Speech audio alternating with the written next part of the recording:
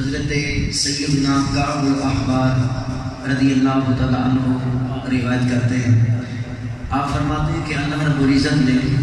حضرت سیدنا موسیٰ کلیم اللہ علی نبینا علیہ السلام کی ذات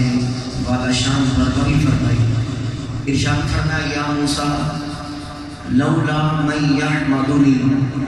اے موسیٰ اگر دھرتی کے سینے پر میری حمد و ثنا کرنے والے لوگ نہ ہوتے، ما انزلت من السماء قطرۃ،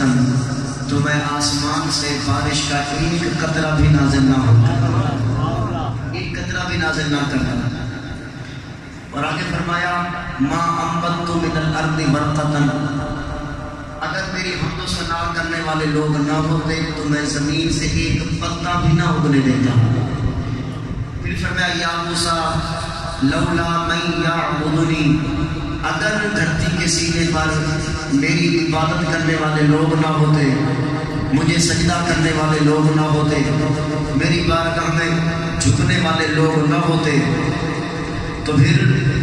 ارشاد فرمایا جو میری معصیت کرنے والے ہیں، نافرمانیاں کرنے والے ہیں،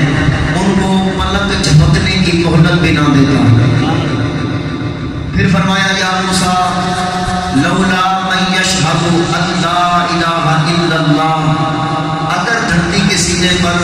لا الہ الا اللہ کی ضربیں لگانے والے لوگ نہ ہوتے، اللہ اللہ کرنے والے لوگ نہ ہوتے، میرا ذکر میری یاد کرنے والے نہ ہوتے، لسیت جہنم علی الدنیا، تو میں اپنی دوزخ کو، جہنم کو دنیا پر بہا دیتا۔ پھر فرمایا یا موسیٰ اتحب ان لا ینالک من عطش یوم القیامہ، اے موسیٰ کیا تم یہ جانتے ہو کہ بروز قیامت ہوش ربا منظر کے اندر تمہیں پیاس نہ لگے؟ عرض کی مولا اس سے بڑھ کر اور کیا چاہتا ہوں گا؟ فرمایا اگر یہ چاہتے ہو کہ بروز محشر تمہیں پیاس نہ لگے،